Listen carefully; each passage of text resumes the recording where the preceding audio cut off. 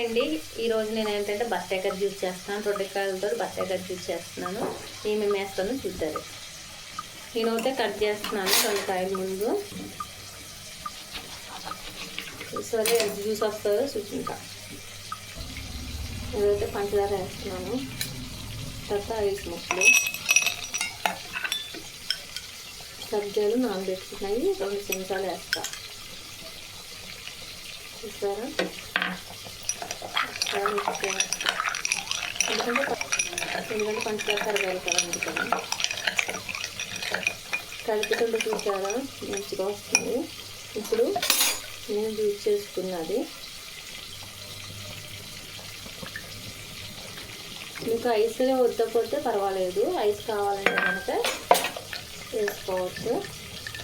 అంటే ఐస్ వేసుకుంటేనే టేస్టీగా ఉంటుంది. ఇలా ట్రై చేయండి, చాలా టేస్టీగా ఉంటుంది. ఓకేనండి.